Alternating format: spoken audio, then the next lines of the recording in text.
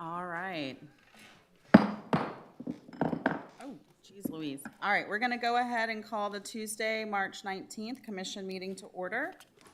We're going to start with a moment of silent reflection for our first responders and members of the armed forces, followed by an invocation by Sheriff Eric Flowers and the Pledge of Allegiance by our County Attorney, Mr. William K. DeBrawl.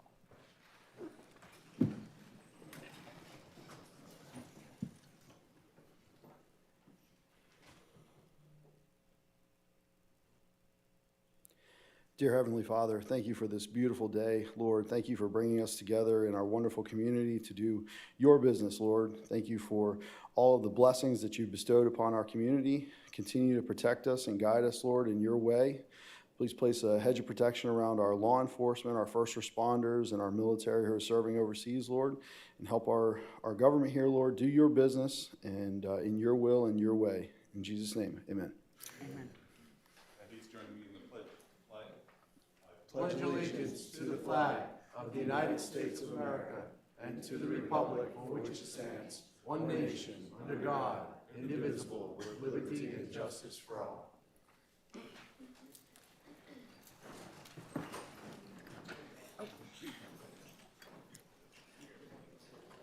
All right, commissioners, happy Tuesday.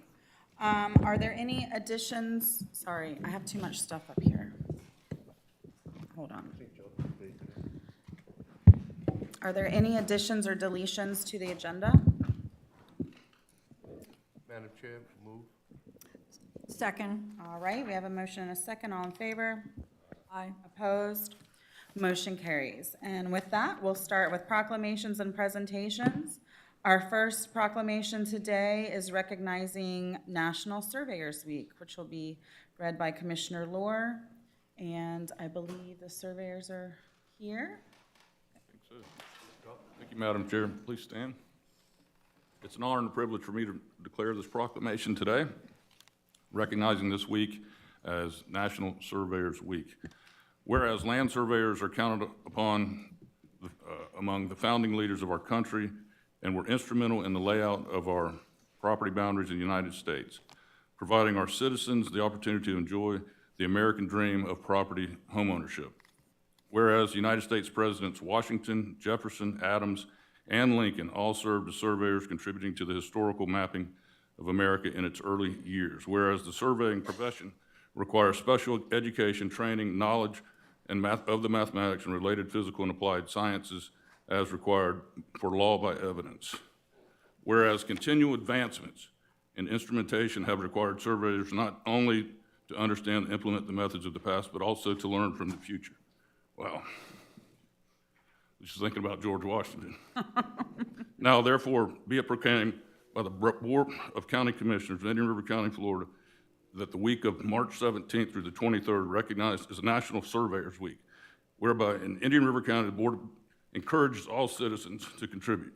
Adopt this 19th day of March 2024. Thank you, gentlemen. Morning, Commissioners. My name is Bob Johnson. I'm the Vice President of the Indian River Chapter of Florida Surveying and Mapping Society. And on behalf of the surveyors in Indian River County, we'd like to thank you for recognizing surveyors and mappers' contributions to the community. For recognizing the week of March 17th through the 23rd as National Surveyors Week and March 21st as Global Surveyors Day.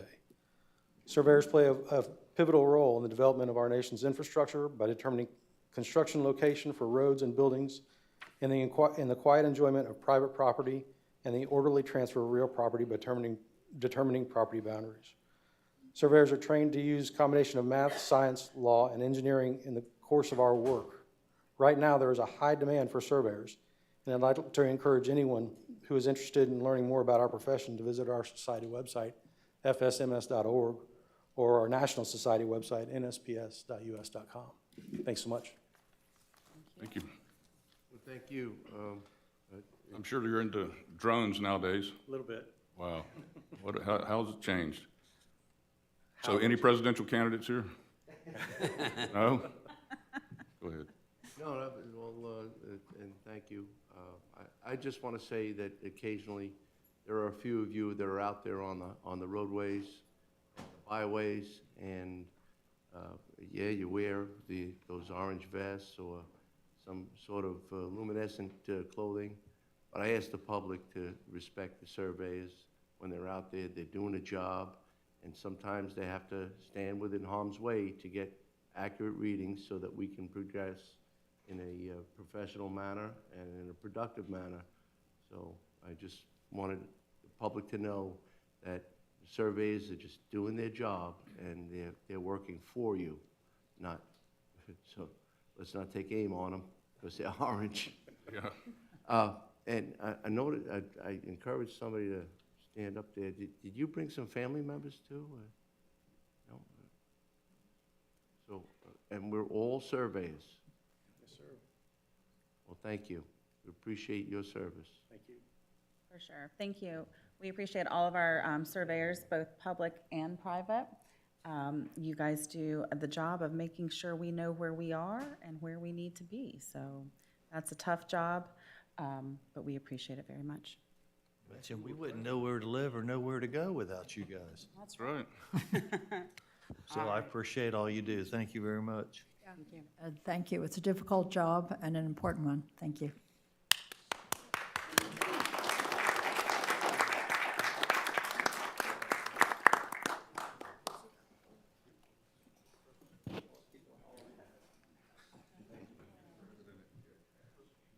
Can't be president. That's the difference, right? You have the skills, but not the funds. Thank you. It's time to go, right? What? Smart man. Yeah. But you still have you have an orange vest though.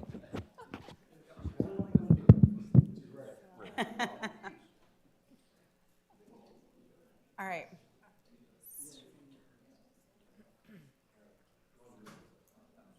Yeah, some of you come down the other side. There we go. Perfect. If you can't see me, I can't see you.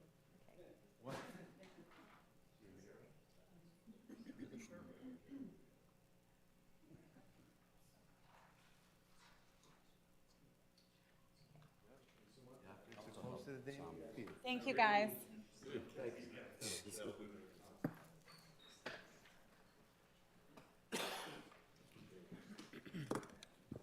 All right, our next proclamation is the presentation of proclamation achieving excellence for the School District of Indian River County attaining an A grade.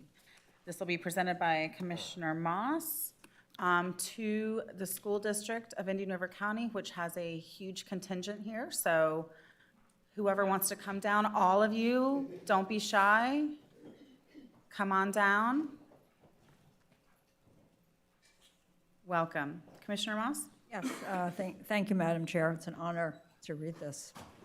Proclamation Achieving Excellence. Proclamation for the School District of Indian River County attaining an A grade.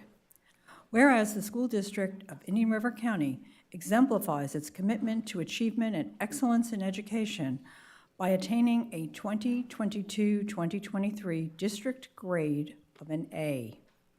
And whereas the School District of Indian River County stands as the sole A school district on the Treasure Coast, demonstrating its exceptional performance and leadership in the region.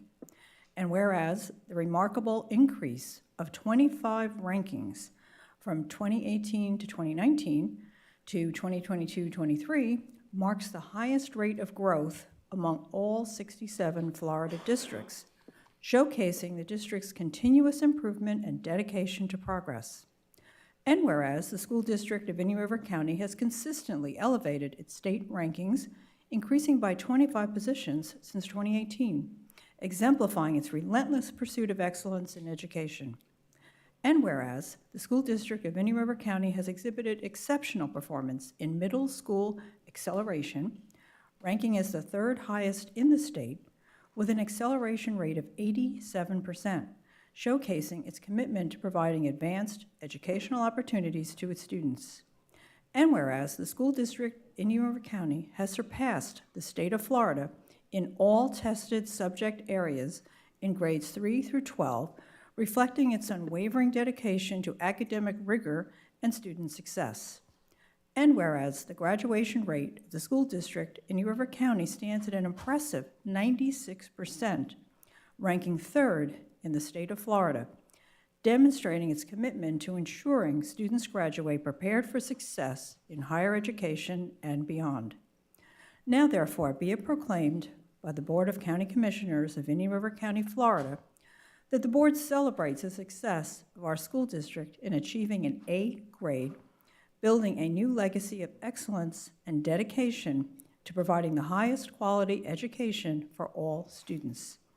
Adopted this 19th day of March 2024, Board of County Commissioners, Indian River County, Florida, and signed by all 5 commissioners. Wow. Thank you and congratulations. Wow. County Commissioners, thank you very, very, very much. We're used to giving proclamations, not receiving them, so this is kind of exciting to be on this side. So on behalf of our school board, Doc Jones is here. I will accept this proclamation, but in accepting it, need to honor those who have earned it. And those who have earned it are our teachers, our over 1,000 teachers who stand in our classrooms each and every single day. When you drive home late tonight and you drive by one of our schools and that parking lot is filled, those are teachers preparing their lessons, making sure that they're going to be able to greet their kids with quality instruction as they arrive tomorrow. I'll accept it on behalf of our district administrators and our principals and support staff who go above and beyond to ensure schools are attractive and clean and pretty, the food tastes great, and they're provided environments where they feel safe and comfortable. The unwavering commitment of those individuals, some of which who stand right here, pretty much all of them have already been in school, at least one school this morning. They support the work that they do at our schools each and every single day. Our coaches, our athletic coaches, our teacher sponsors who are providing the drama club, the band club, the football coaches, they will work basically a whole other job, and they don't do it for the supplement that we provide. When you count up the hours that they spend after school investing in our community's children, they do it for the love of the children, and the investment in those children is absolutely unwavering. For all of our parents who are working to ensure they want the American dream for their children. And it is our responsibility to fulfill that American dream by providing quality instruction, environments where kids can succeed, and really connecting and working with parents to provide an environment where we are the county that sets ourselves aside. There's so much divide specifically around public education, but we continue to say Indian River County can be the example as to how you put children at the focus of your conversation, our community's kids at the focus of our conversation, and as a result, engage in dialogue that improves our entire community. That's why we are the most improved school district in the state of Florida. And County Commissioners, we're just getting warmed up. So thank you for this recognition. Thank you. Thank you. I just want to thank you too for going everywhere in the community. Speaking of outside of school, Dr. Moore, Dr. Jones, and Mr. Hart. I see you everywhere. That's important. Thank you.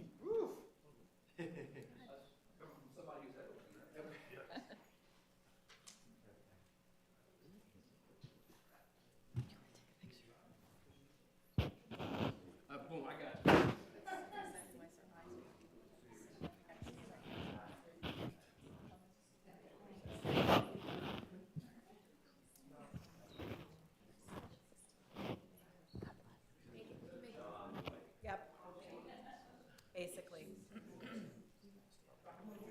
It's our very official center mark.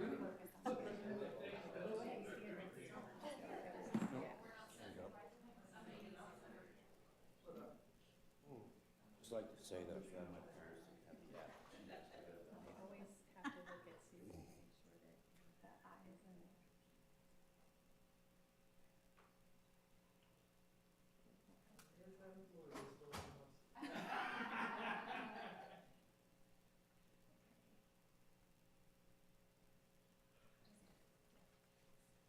Fantastic. Thank you, guys.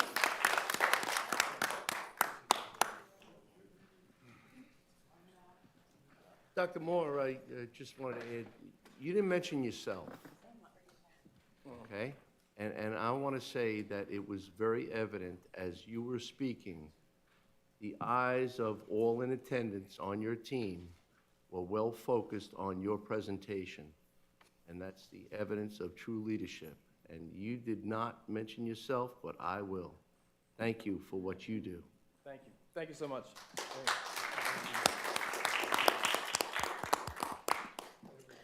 All right, our next presentation is a presentation of proclamation recognizing Indian River County as a Moonshot Community for Literacy, which will be presented by myself to Miss Marie O'Brien. And as everybody's coming up, I think this is a great proclamation to follow the school proclamation, because without the commitment of the community, the schools wouldn't be able to be as successful. So with that being said, this is a proclamation recognizing Indian River County as a Moonshot Community for Literacy. Whereas our most precious resources are our children. Oh my goodness. The first years of a child's life lay the foundation for a future learning where the most rapid brain development occurs. And whereas early literacy is the gateway to all learning. From birth to third grade, we learn to read so that we can then read to learn. Statistics show children who are reading on level by the end of third grade have a greater chance of success. And whereas literacy is the key to individual success and our community's economic prosperity. Therefore, we must build literate communities and support families as their children's first teacher. And whereas Indian River County has become an A school district and increased the number of third grade students reading on grade level to 60%, and continues its dedication to reaching our Moonshot 90% literacy goal. And whereas the state of Florida has also declared a Moonshot 90% literacy goal, recognizing kindergarten readiness and third grade reading as critical milestones and becoming a top 10 economy by 2030. And whereas the Campaign for Grade Level Reading has declared our Indian River County Moonshot Community Action Network as a national pace setter to honor us for the community-inspired literacy movement. And whereas it takes trusted relationships, teamwork, and early education policy to create a Moonshot community where 90% of our students are reading on grade level by the end of third grade. Now therefore be it proclaimed by the Board of County Commissioners of Indian River County, Florida, that Indian River County agrees to join the Moonshot Moment Journey Team of Teams and commit to work together as Moonshot leaders in 2024 to make Indian River County a leading literacy capital of the nation. Adopted this 19th day of March, 2024, and signed by all 5 county commissioners. Hi, I'm Barbara Hammond, co-founder and CEO of the Learning Alliance and a parent of a child who was failing to read in kindergarten in a private school. So this journey we're on affects not just public schools, but private schools and homeschools. So we have not known how to teach children to read, and the science has given us the breakthroughs to understand how the brain works. And when we hear science of reading, it's about aligning what we know from how the brain works with how we do teaching practices in the classroom. So I'm so glad you all have been on the journey with us since our inception in 2010. The CSAC has invested in our kids' extended learning times, making sure that the kids who are struggling and behind have extra time after school and during the summer. And I have to say that our first 10 years of the journey, we didn't have a Dr. Moore. We had people who were dedicated to third grade reading, but with Dr. Moore coming to join us as a community in 2019, he asked us to scale our programming. We asked you all to help, do that, and other philanthropists across the community. And the most recent data is that we are now at 63% reading by third grade, and we are number 5 in the state. So that's relatively new information that came out in the last couple weeks. But anyway, thank you all for being on this journey. We know we have to change the practices in our home schools and community, that schools can't do it alone. It takes all of us, and thank you all for your leadership in this. And I'd love Dr. Moore to say a few words. The group of individuals that I did not thank in the previous proclamation are organizations just like this, who are committed to being in service not only to our community, but our community's children. It's one of the reasons I was very attracted to Indian River County, to see so many organizations across our county really committed to being in service to our children. This one's a little bit different. This one is super motivated, super excited to do this work, really have become thought partners with us on how we problem solve, really to hit that 90%. So some of the innovative things that we celebrate in this district come through partnerships. And this is one of the partnerships that we all collectively need to support. At the end of the day, better schools are everybody's business. And when we all come together and put our shoulder to the wheel, we'll create world-class opportunities for all of our kids in our community. Thank you. Thank you. Marie, do you want to say anything?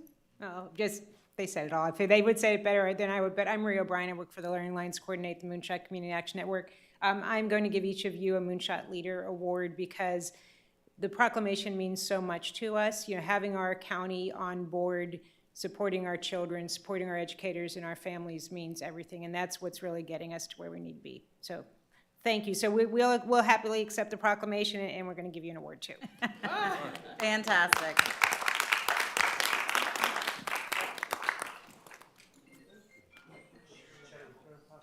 you. Are you going to take that over? How nice. Awesome. Good to see you.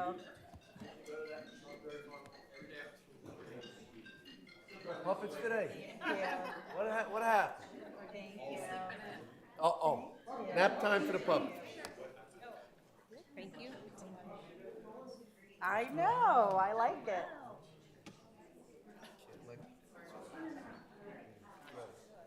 Okay, you got to move back down.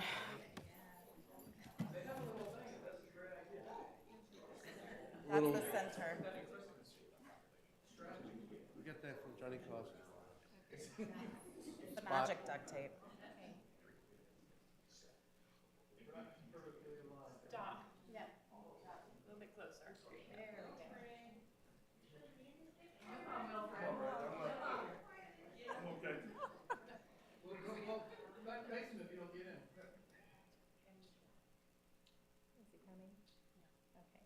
One more, please.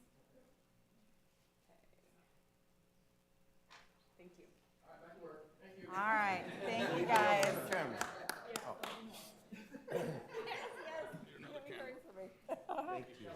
Oh, see, I did get a little. I didn't recognize this. All right. Lots of good proclamations today. There's no minutes for approval, so that will bring us, I know, you're sad. That will bring us to informational items. Commissioner Lohr, I believe you wanted to discuss. Yes.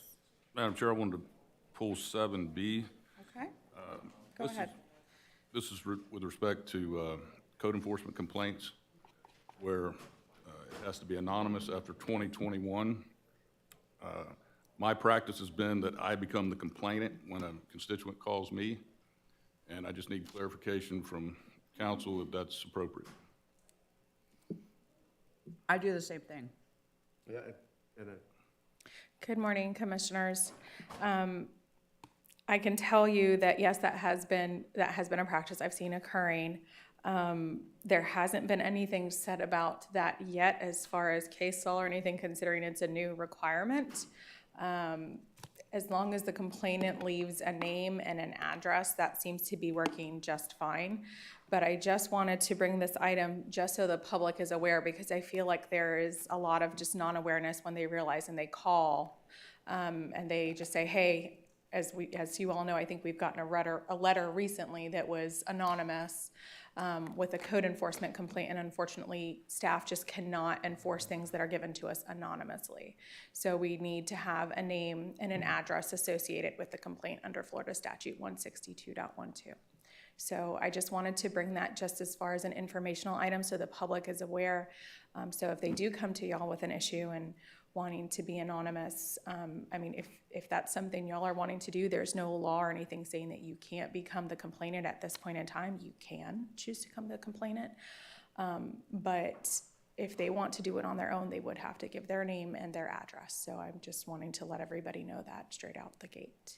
Is there any questions, concerns? No, we had a discussion at this, about this at one of our FAC legislative executive board meetings, and a lot of county commissioners and city council members are doing that because people are not comfortable giving their name, so the elected official becomes the complainant. So it's not an uncommon practice. I think it's up to each elected official if that's what they want to do. But for me and people that contact me, I will take those forward under my name. Thank you. Thank you. That's all. Thank you, commissioners. You're welcome. All right. Let's see. Consent. On to the consent agenda. Anybody wishing to pull anything from consent? Anybody from the public wishing to pull anything from the consent agenda? Madam Chair, move approval. All right, I have a motion and a second. All in favor? Opposed? Motion carries. With that, we will move on to public hearings.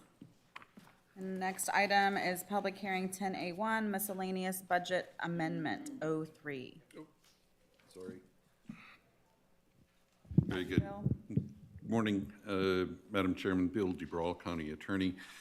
In accordance with Florida Statute 129.06, this public hearing will be has been advertised on March 15th, 2024, for the purpose of hearing comments from the public regarding the changes to the county's fiscal year 2023-24 budget to reflect actual cash balance dollars being allocated as follows, and they list there. I would ask the chair to go ahead and open the public hearing, take any comment, and recommend approval of the miscellaneous budget amendment number 3. All right, at this time, we will open the public hearing. Anybody from the public wishing to speak on this item, please come to the podium and state your name and address for the record. Seeing none, we'll close the public hearing.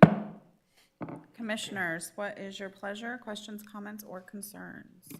Madam Chair, move approval. I have a motion by Commissioner Flesher with a second by Commissioner Ehrman.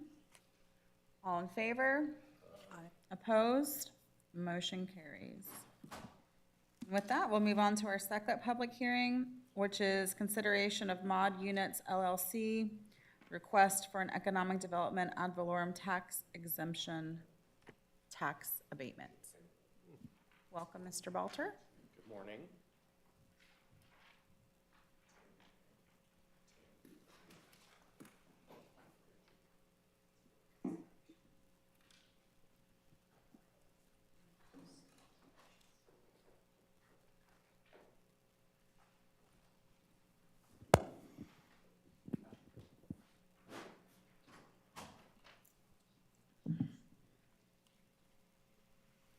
Good morning. Before you today, we have a tax abatement for Mod Units LLC. So the authority for the tax abatement, on November 2nd, 2010, Indian River County voters approved a tax abatement referendum and the tax abatement ordinance, Chapter 1100 of Indian River County Code, and then went to effect for a 10-year period. On November 3rd, 2020, Indian River County voters voted in favor to continue such authority for another 10 years. And that ordinance, along with the state statutes, establish tax abatement requirements, sets tax abatement limitations, and governs the county's tax abatement process. Little tax abatement review process. The EDC reviewed the recommendation on January 30th. The Chamber of Commerce reviews with recommendations to the BCC that's been completed. The Property Appraiser's Office reviews with a report, which is included in the attachments to BCC, and the BCC's public hearing is to consider the ordinance for the tax abatement and an agreement with the company. Mod Units LLC is a new manufacturer to the county that will manufacture steel-reinforced, ready-made modular units to be used as components in the construction of affordable multifamily housing complexes. The company proposes to employ 24 people. They propose to locate at 7756 130th Street, Sebastian, Florida, the former Ford Wire and Cable Company. They've already purchased the building and are going to be doing renovations and an expansion. They're planning on doing a 40,000 square foot planned expansion on the building, eligible for an abatement of taxes on real property. The new tangible personal property that is purchased will be eligible for a tax abatement on the new tangible personal property that they have done for their business. The applicant plans to begin operations soon, and hiring is going to be starting. Any approved tax abatements could start with the calendar year 2024. It's actually going to be 2025 with their hiring process, and then staff does have, can administratively extend that just in case they don't hire all of their workers in that process. We have the ability to extend that by a year. So the BCC may grant qualifying businesses an exemption from certain ad valorem taxes, property taxes, for a period of up to 10 years for certain business types, manufacturing, corporate offices. The manufacturing, the minimum of that is 10 new jobs. The BCC may exempt or abate up to 100% of the assessed value of the new real property improvements and newly installed tangible property for the purposes of assessing county taxes. County taxes possible for abatement, because this property is in the city of Sebastian, is the general fund and the emergency services district fund. No other taxes, such as the school district taxes or taxes levied for payments or bonds, or any taxes collected in the city of Sebastian, are affected by the tax abatement. And we do have a scoring guideline that's built into our actual code of ordinances. So for this, it scores out to 18 points, because they are providing manufacturing between 20 and 29 jobs. For their level of wages, they're over the 100%, but less than 115% of the county wages, so they score 18 points for that as well. For their actual capital investment, they're at $4.5 million, so they are in the third bracket, which gets them 20 points. And then Project Excellence, they receive 20 points for this as well, because they meet all the goals and policies and objectives of the county's economic development. And here is the scoring sheet that breaks it down. They received a total of 76 points. And here's the actual abatement percentage. Because they score in the second percentile, they get 100 for the first 2 years, 90, 80, 60, 40, 20, and 10. For 8 years. For this, their actual abatement would be $109,014.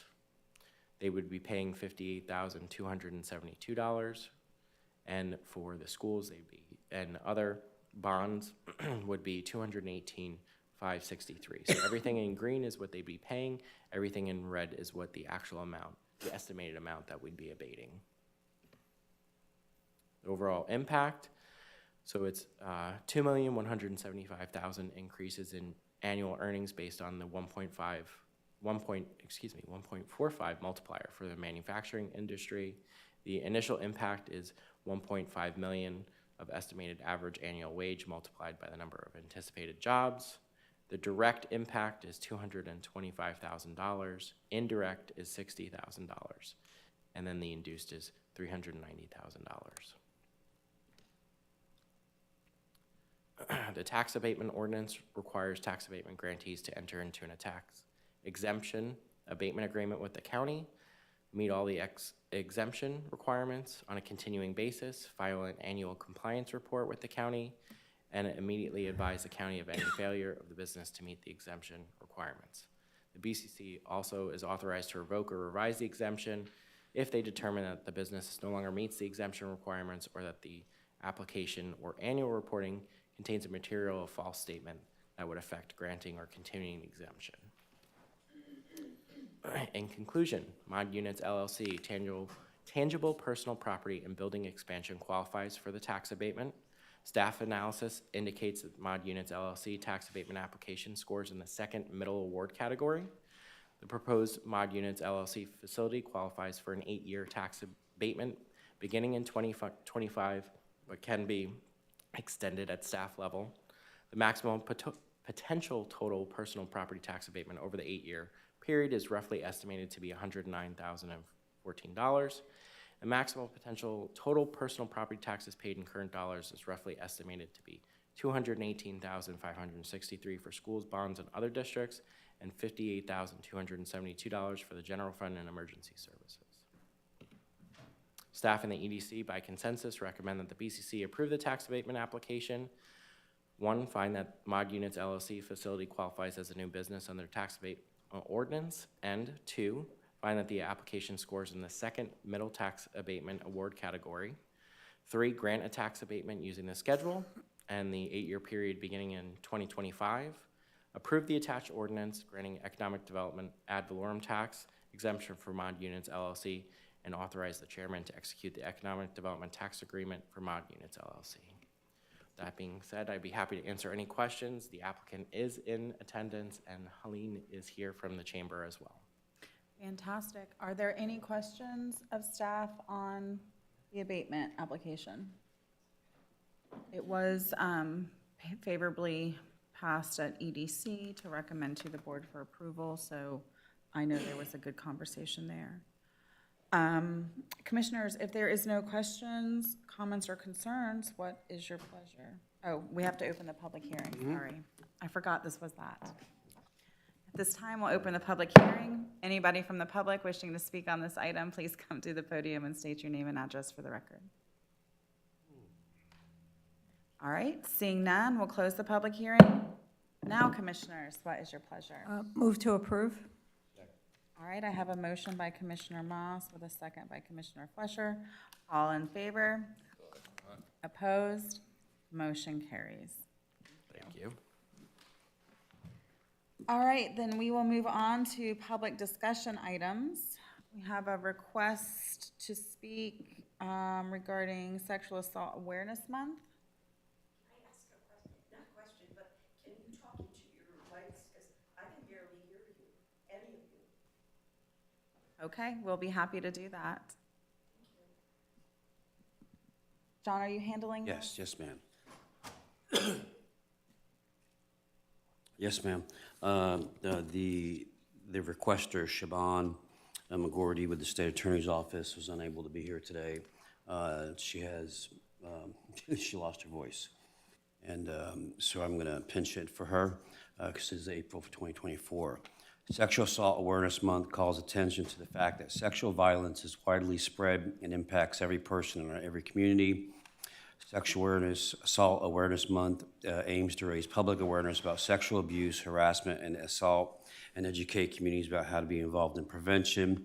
This year's campaign building theme, Building Connected Communities, called on each of us to work together to prevent sexual abuse, harassment, and assault. Just really quick, over 53% of women and over 29% of men report experiencing contact sexual violence in their lifetime, and most women and men who experience contact sexual violence report that the person who harmed them was someone they knew. April is Sexual Assault Awareness Month, and there are 2 events that you can demonstrate your support for survivors. On Tuesday, April 2nd, it's a day of action, and you're encouraged to wear teal that day. If you don't want to know what teal is, I happen to have a teal bow tie on today. So by wearing teal, you're signaling your support, that you support survivors and are a safe place to turn. Show your support for survivors of sexual assault by wearing teal. Then on Wednesday, April 24th, is Denim Day. Wear denim that day. By wearing denim, you're taking action against taking a stand against sexual violence, and what they were wearing doesn't matter. Join us in wearing your denim with a purpose. If you need more information, you can contact Saban with the State Attorney's Office at 772-201-8832. Lastly, the 19th Judicial Circuit Sexual Assault Response Team is presenting a Survivor Empowerment Walk for the Sexual Assault Awareness Starts in the Community. You can join and show your support for survivors of sexual assault in Indian River County. It's April 12th, 2024, 6 o'clock to 8 o'clock at the Indian River Courthouse located at 2000 16th Avenue, Vero Beach.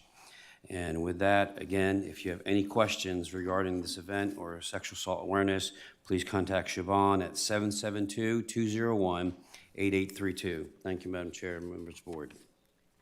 Thank you. Thank you for that information. All right, we will move on to county administrators matters. First up is the Indian River County Strategic Plan formulation. Yes, Madam Chair, members of the board, as the board will recall, 2 meetings ago, we presented the final report from our consultants, Dr. Joe Saviak and Dr. Richard Levy, that where we came together, through a process, and we identified what the top goals were, identified by the board, working with staff, and so we now want to take that to the next level and fully develop our strategic plan, whereby which we would operationalize our goals and develop the specific objectives and strategies and activities for each goal, along with timelines and measurements, for each of those specific ones under the various goals. So with that, we did solicit or asked a proposal from Dr. Saviak and Dr. Levy, because they guided us through the first process, and everybody felt comfortable with the manner in which they did that. So they did provide us a proposal at $45,000. That is within the budgeted amount that we contemplated at the beginning of the year. The funding for this expenditure is available in the general fund, county administrative office, other professional services. Account number 001-20112-033190. And the proposal is attached. Just in terms of process, there would be a strategic orientation, planning orientation to get people's minds in the mindset of strategic planning for those that are the key participants. There'll be a workshop before the board once we have a draft strategic plan. And then after that, we've requested, again, in our desire to be transparent and go out to the public, is we would have a community strategic plan presentation that would be both in person and be held virtually, so we can receive comments back from the public. And then we would receive the draft strategic plan, or the draft strategic plan based on the research and everything that came back from the public comment. And we would be looking, that would probably happen somewhere in between the August-September timeframe, with the final strategic plan being adopted November 2024. But please keep in mind the priorities and the goals that you adopted or accepted at the meeting 2 meetings ago will be used to, kind of guide our budget process this year. This will really get more granular down into the specifics of where we should be going over the next 3 to 5 years. So with that, staff would recommend that you approve the proposal from Dr. Joe Saviak and Richard Levy, delineating tasks and associating costs for development of Indian River County government strategic plan. I'd make one more note, is we are, as part of this agenda item, foregoing the bid process because we've used them before. Okay. Commissioners? Madam Chair, I'll bring up that we have not had a strategic plan in over 20 years, and this is logical sense to move forward with the second phase of this program. So with that, I move approval. All right, I'll be happy to second that. Any other discussion? Yes, Commissioner? Just had one question. On the community strategic plan presentation, the virtual aspect of it, will there be a period of time where the community can comment? I mean, can it be on the website? We will endeavor to create a website page for the strategic plan. We've been talking about that, and we can probably open up a comment card section, or like similar to the website contact form. So yes, I will make sure that is part of the process. Okay. Thank you. All right, any other comments? All right, seeing none. All in favor? Aye. Opposed? Motion carries. Thank you, members of the board. Thank you. With that, we'll move on to departmental matters, planning and development services, update on Liberty Park conceptual plan development plan. Welcome, gentlemen. Madam Chair, for the record, Ryan Sweeney, Assistant Planning and Development Services Director. I did email you all. We did not include the itemized CDD approval guidelines in the staff report, but I did email them all to you, and I do have hard copies, so I'm going to go ahead and just disperse them as needed. And if the applicant wants, it's just literally just a copy of the same guidelines that have already been approved, but just as a refresher, I do have it in the PowerPoint as well. Got one. Thank you.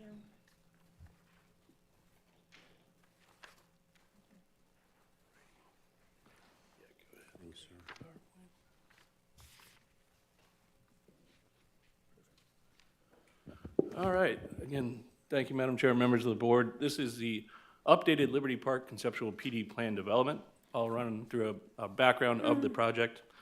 Originally back in October of 2008, the original PDT&D's rezoning and conceptual PD plan was approved. Early on, there were several minor modifications that were approved at the staff level via the AA process, but they were pretty minor in nature. In April of 2021, the first developers agreement was approved by the board. December of 2021, a petition for a different community development district for a project known as Lakeside got some momentum, but was ultimately withdrawn by the applicant during a public hearing by the board. June of 2022, the board adopted the CDD approval guidelines, which you have in front of you. October of 22, the board did approve the Liberty Park CDD. And March of 2023, Liberty Park applicant files an AA to update the conceptual plan, which is part of this presentation. So an analysis of the currently proposed updated PD plan still meets the PDT&D criteria outlined in section 915.21 of the county LDRs. The updated plan meets those criteria as well. But there are some changes that were different than the plan that was approved, that the CDD was approved based upon, including a reduction in a variety of housing types. There is still a variety of housing types, but there are fewer housing types. A reduction in lot dimensions, mostly the larger lots have been removed, but there's still variation in the lot dimensions.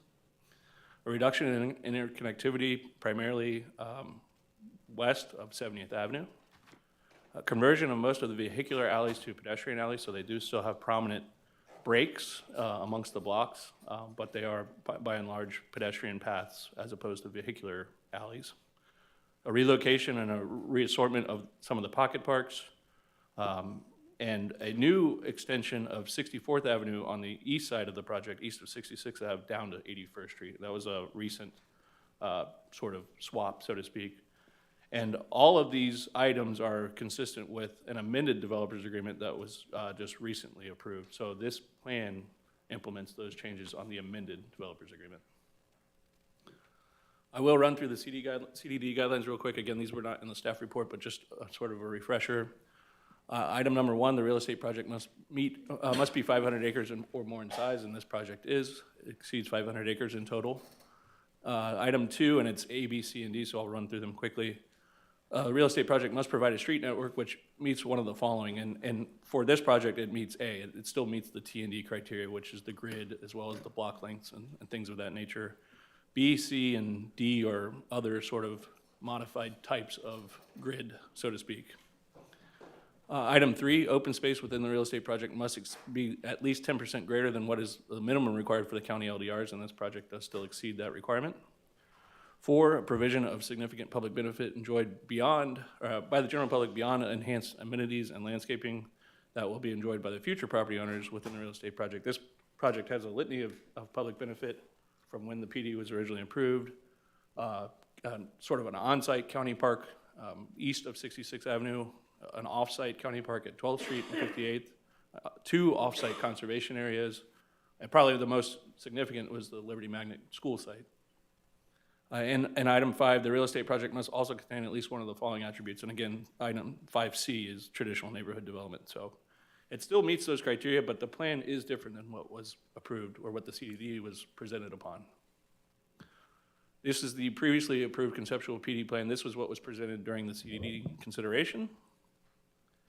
This is the current plan. Generally still follows the same form and function, but again, primarily the residential portion west of 70th Avenue is different. And some of the, again, primarily some of the design changes have changed, but still generally meets all the same criteria. Again, I want to reiterate that we are not revisiting or renegotiating the PD items, the public benefits, the waivers, those items. All of the lot widths and setbacks and all of those things are still baked into what's being presented. Staff just wanted to be extra cautious, given that this is our first and only CDD, that we didn't do a bait and switch, so to speak, and approve something that you guys maybe weren't aware of. So with that, staff's recommendation is that the BCC review the updated Liberty Park conceptual PD plan and determine it's consistent with the BCC's adopted CDD guidelines. Thank you. All right, thank you, gentlemen. Commissioners, before we get into questions, I want to kind of reiterate that we are being asked today to review whether this is still consistent with the CDD guidelines. So I think kudos to staff for bringing this to us. If there was a question, since this is a new concept for us, just to kind of make sure we're all still on the same page. But a lot of the development agreement, the plans, those things have already been approved. So just to be clear, we're not rehashing the pros or cons of this development in general. We are reviewing whether it still is consistent with the CDD guidelines. That's kind of it. I will point out that the new access road or connectivity on the east side at 64th that's punched through to 81st is something that we've discussed multiple times at the MPO with the Wabasso community. That has always been a concern for them, that there really is no way kind of in or out except for 510. So I do appreciate that being in there. I think that's responsive to what we've heard from some of the neighboring communities that'll be impacted by this development. So those are my comments for now. Questions, comments, concerns from the commission, or input or feedback for staff? Yes, Commissioner Moss. What were the total number of units, and what are they in the proposed change? Thank you, Madam Chair, Commissioner Moss. The original approval was for 913 units, and now it is 886, so there's a slight reduction. 86. And what is the open space now, and what was it previous? So it's kind of confusing because it's 10% more than what's required. So the previously required open space, if I luckily have the old staff report. And that's an item that was actually one of those staff level changes where they did, and you can always go to the good, so we allowed them to increase the open space at the staff level. That was done right before the CDD approval. The previous required open space, sorry, I should have had this number more readily available. Previously required was 318.49 acres, and then 10% in addition to that, so 350, and this plan is right on that 10% over number. Is it at 350 then? Correct. Okay, so it is at 350. Because I don't know if it changed, but I was looking at a letter from you to Stephen Moeller, and it's just one sentence, so I'll read it. It states, if the Liberty Park Community Development District is approved by the Board of County Commissioners, then the project must maintain the new minimum overall open space requirement of 350.34 acres in all future development phases. That's dated September 30th, 2022.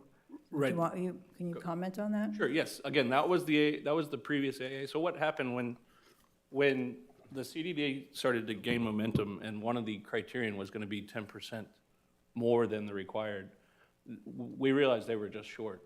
So we made it a point to, before it came to the board to get the CDD approval, they rolled up the open space just to meet that 10%. And now all iterations, including this one, must meet that minimum requirement. Thank you. That's it? Okay. Commissioner Ehrman, any comments, questions, or concerns?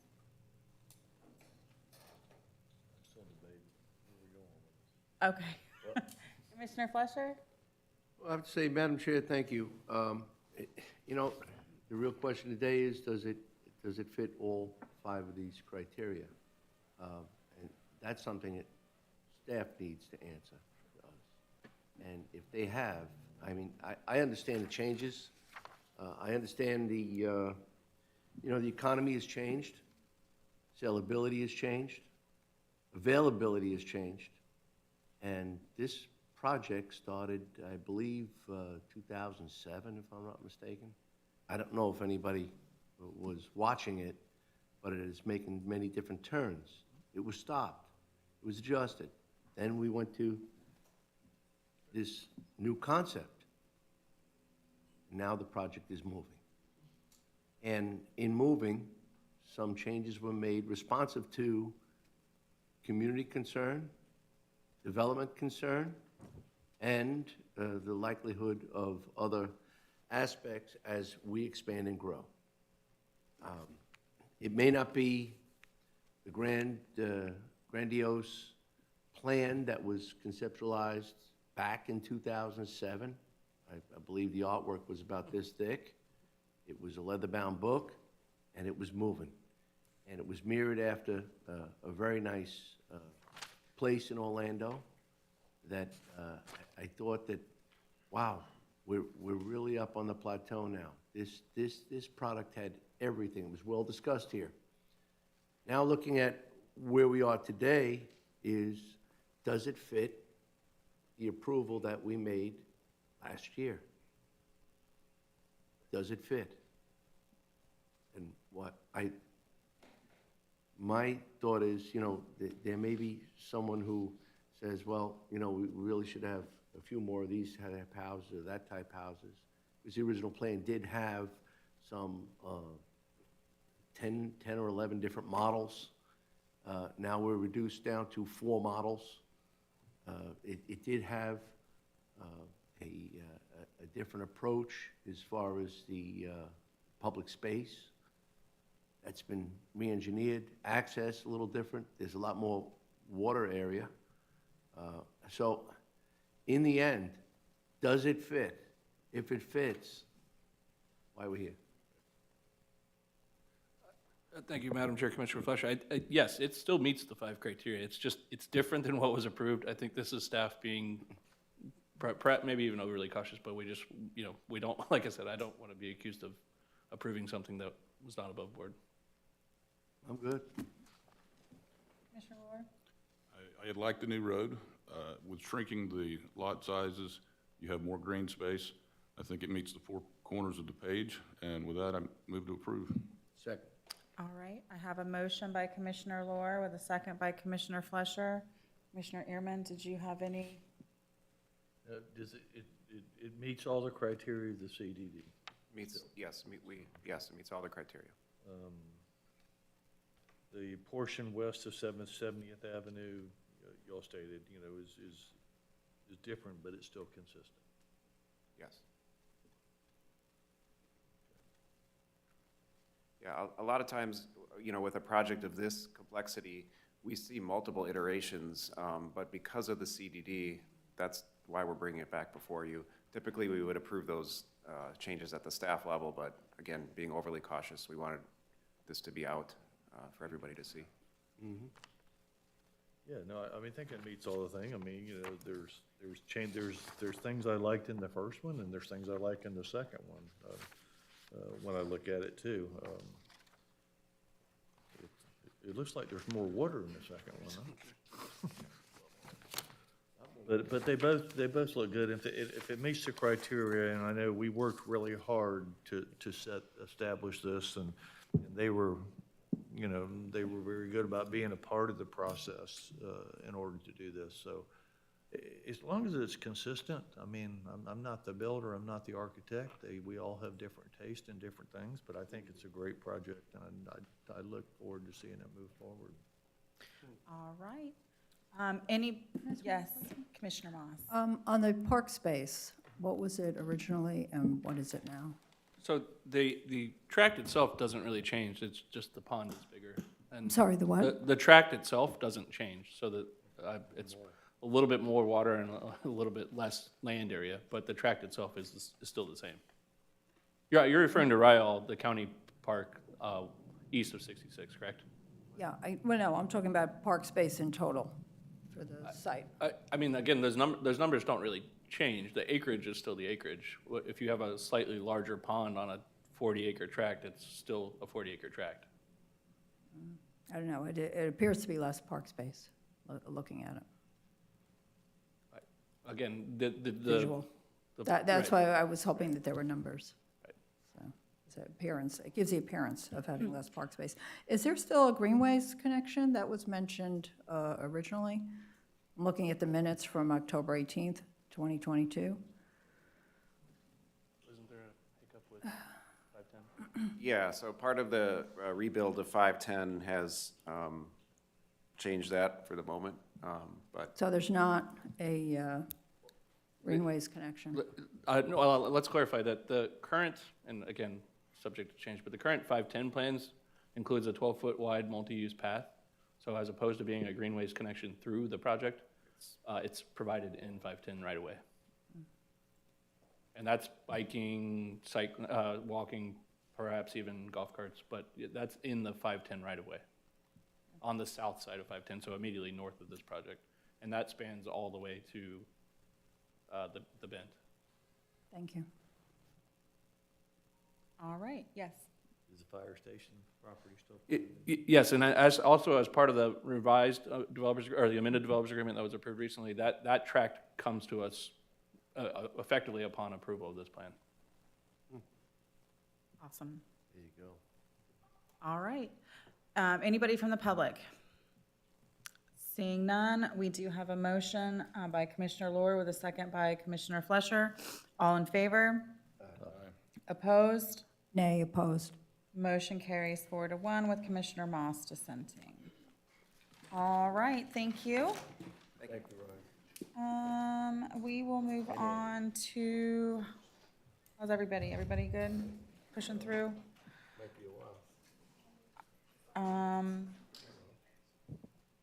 Let's go ahead and do the One Water pilot project application for funding. Sean, welcome. Good morning, Commissioner. Sean Leesky, Director of Utilities, and with me is Howard Richards, our Capital Projects Manager.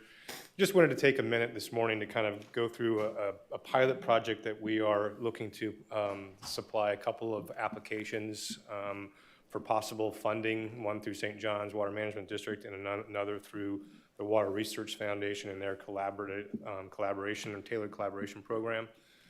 Just to kind of give you an idea of what One Water means, I mean, there's a lot of differences or different kind of opinions and different ideals of what One Water means. One Water kind of is like thinking of all water resources are available to us, whether it's storm water, surface water, groundwater, reclaimed water. All water is usable to some degree as a water resource. And in this case, in Florida's situation, when you're looking at considering perhaps what we call direct potable reuse or indirect potable reuse, you have to participate in a pilot project to demonstrate that you are able to treat that water and to manage that water. And so what this application is and what these grant proposals would be to look at starting a pilot program for the utility, to look at the feasibility and the possibility of direct potable or indirect potable for the utility as a potential water resource in the future. It doesn't necessarily mean we're going to move in that direction, but this is just an opportunity for us to look at and consider that as an option available to us at some point in the future. And I don't know if Howard, you have anything you want to add, but essentially what we will be doing and asking is for your approval to submit applications for those grant programs. No, just wanted to say that the county's 2 water treatment plants produce 4 million gallons of drinking water per year, while its 3 regional wastewater treatment plants reclaim 2 million gallons per year.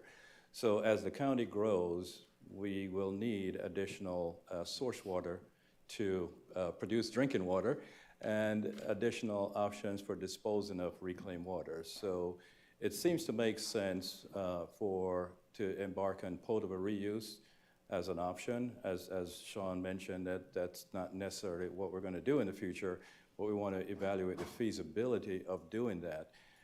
There's about 50 projects nationwide that is doing this right now, 50 utilities rather, that are doing, that are either in the pilot stage or the demonstration stage, including 5 in Florida. And so this is something we believe is a good strategic move for the utility to look at. Thank you. All right. Are there any questions, comments, or concerns from the commission? Madam Chair, we're simply approving for Sean's team to go forward with the grant application process. So with that, I move approval. All right, wonderful. We have a motion by Commissioner Lohr, a second by Commissioner Flesher. There's no further discussion. All in favor? Opposed? Motion carries. Thank you, Commissioners. Thank you. With that, we will move on to the demolition lien reduction for 43 Highlands Drive Southwest, Vero Beach, Florida 32962. That seems like a long address. Good morning, Commissioner Susan Prado, Deputy County Attorney. So I had a constituent come forward. They have purchased the property at 43 Highlands Drive Southwest. It's come to their attention that there is a demolition lien on it, and they requested if they could have a demolition lien reduction. I did make them aware of the hearing this morning, but I do not see them present. So I'm bringing this forward to you all as you are the board that has the authority to reduce these liens should you so choose. I have on here the recommendation for consistency with the other liens that you have reduced in the past to reduce or waive about 90% of the accrued interest and leave 10% of the outstanding interest for a total of $6,966.13, so long as that amount is paid within the 60 days.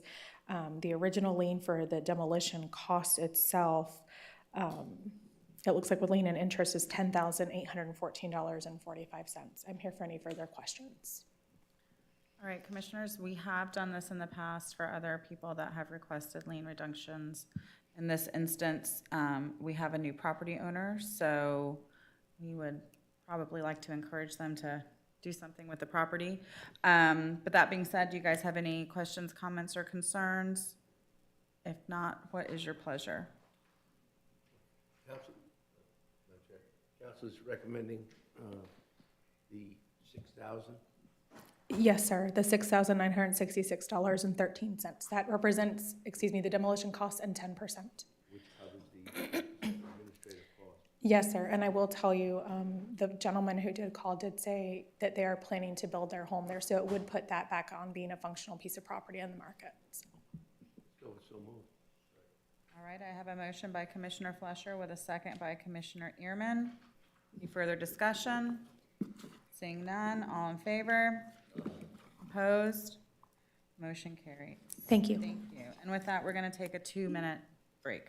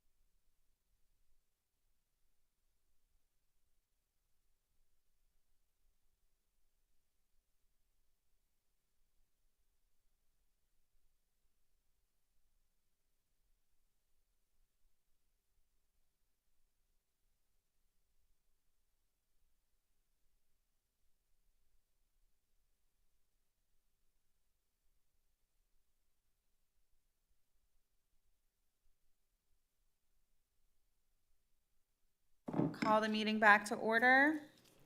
And we will move on to Solid Waste Disposal District. Item 15B1, renewal with Tiger Inc. for sale and purchase of natural gas. Welcome.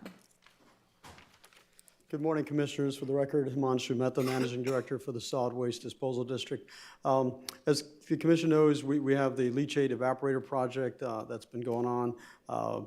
Coming up next month will be about a year since the ribbon cutting, where all of you were there. And so with the evaporator, we've been using natural gas to power it.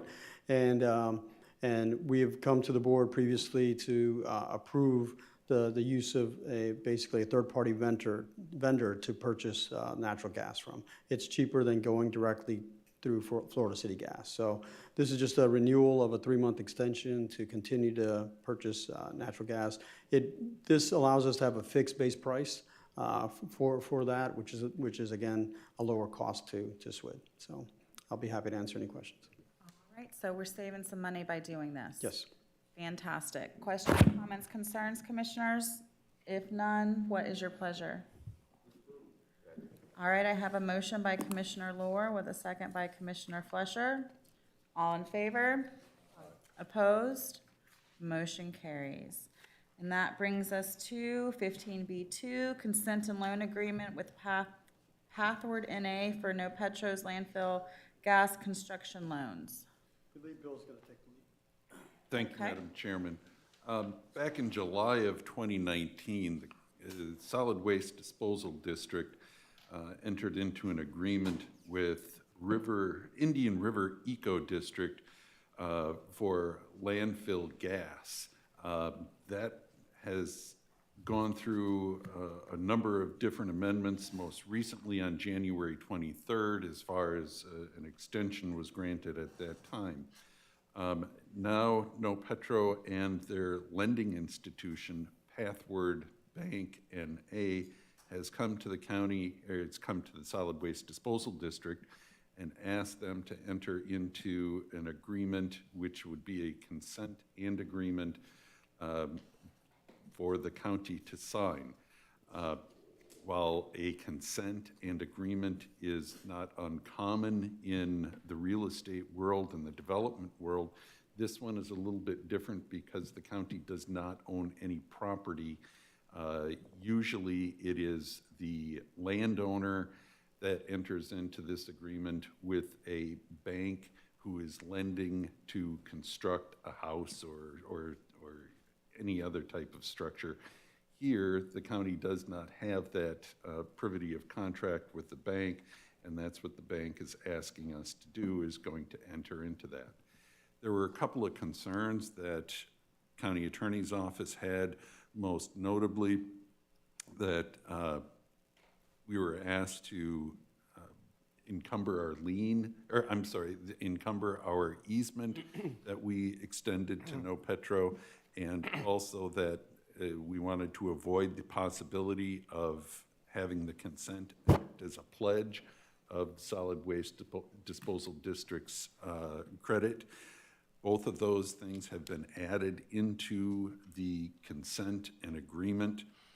And so those two concerns have been addressed.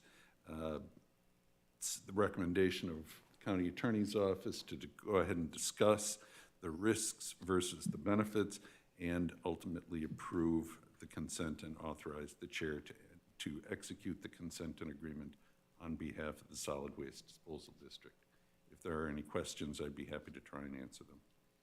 All right, thank you, Mr. DeBrawl. Just for clarification, the two issues that the Attorney's Office have been resolved with the language change, which has been accepted by the bank? That is correct. Okay. And basically, the bank is kind of asking for this document for express consent versus kind of the implied consent that was there before. So because they're a bank and they want all their T's crossed and I's dotted? That is correct. The risk that the county would be exposed to entering into this is now that we are contractually obligated with the bank. If something goes wrong between No Petro and the bank, we will be named as a party to the suit, whether it's a foreclosure suit, a breach of contract suit, what have you. That is our exposure by entering into this document. The other the benefit, arguably, to entering into this agreement would be that the bank would then be responsible to bring someone else in without our permission, and we would be forced to work with that other entity in case No Petro fails. But you know, whether that's a blessing or not is to be determined down the road if something goes wrong. Okay. And as I recall with the amendment, the final last amendment, we did get like a letter of credit for $100,000. So if we were to be sued, we could use that towards those costs. And we have indemnification. We have indemnification from No Petro. The letter of credit covers costs that No Petro can, or if No Petro does not pay a bill, the letter of credit comes into play there. That letter of credit is for construction. It is not for attorney's fees, so we would not be able to draw on it for that purpose. Okay. Those were kind of my questions and concerns. I mean, I don't really have a problem with the consent. I think we always have a risk of being sued no matter what we do. And we're, you know, have a groundbreaking scheduled. So I would prefer to move forward, obviously understanding our risk, but really being supportive of this project and that it's going to be successful and move forward. So those are my 2 cents. Anybody else? Questions, comments, or concerns? Madam Chair, I do want to address one issue. I think Sure. that in the last couple of weeks, there's been a lot of discussions about this hasn't been done anywhere in the state, but I'd like the administrator to name a few cities or counties that have in fact done this, sir. It's my understanding that St. Johns County, Central Florida Transit Authority, City of Orlando, West Palm Beach County, and I think there's another one I just can't it doesn't come to mind, but they have similar agreements where it's a typically, generally, for a commercial lending, it's a requirement. Our existing agreement, going back to 19, consented to the fact that we would do this in connection with financing or refinancing the facility. It did say without obtaining the district's prior approval, but the bank is asking for the approval, the consent. So I think back in 19, the county acknowledged with the risk that it was assuming by being a partner that it was going to have to, they would have to sign this for the purposes of pledging, you know, because they're lending $20 million. The bank wants every assurance that the county consents and agrees. There's stuff in here about default. There's notices, the things that Bill touched upon. And I think, you know, I want to thank Bill for, you know, the language they provided and the bank accepted that kind of clarifies that we're not pledging the county's credit, you know, and things of that nature. So, but yes, there are other entities that have, local government entities that have done this. Right, and also, Mr. Administrator, I think most recently you had a large meeting with all the players to include the bank on a Zoom call or what have you. The county attorney's office and the county administration did have a meeting with the attorney's office, with the bank's counsel, legal counsel. We had No Petro's legal counsel, both locally as well as I think they're more specialist legal counsel as it comes to financing. The CFO from No Petro was at our office along with the local counsel for No Petro, and then Mr. Herrera was also on via Teams meeting, and Mike Zito was there, Keith Jackman, and Bill, obviously. And then we sat there, I think, for like 4 hours working on agreements and kind of going through each of the phrases and the other provisions. And I appreciate that, and I appreciate clearing up some of the maybe some of the comments that were made in the past about exposure to the county, damaging our credit, and et cetera. But I feel confident in our staff, fellow commissioners, that they have hashed this out. I truly feel comfortable with this now. I wasn't earlier. And with that, I move approval. It's not an amendment, by the way, it's an extension. I'll second that. All right, any other comments, questions, or concerns? Madam Chairman, I would add that I think I've done my homework on this pretty extensively. I did a lot of yellow marks, but I've researched it over the last few days when I had a moment, especially a lot on my phone being where I was at.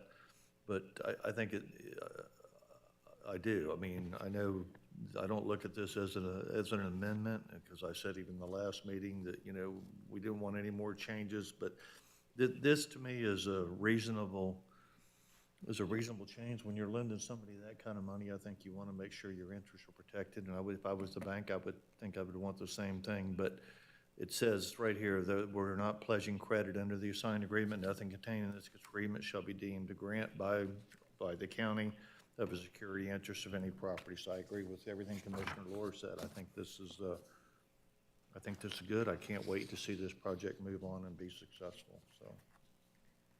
All right, thank you so much. Anybody from the public? Seeing none, we have a motion by Commissioner Lohr with a second by myself. All in favor? Aye. Opposed? Motion carries. Thank you, and if there is nothing else for the good of the order, we stand adjourned.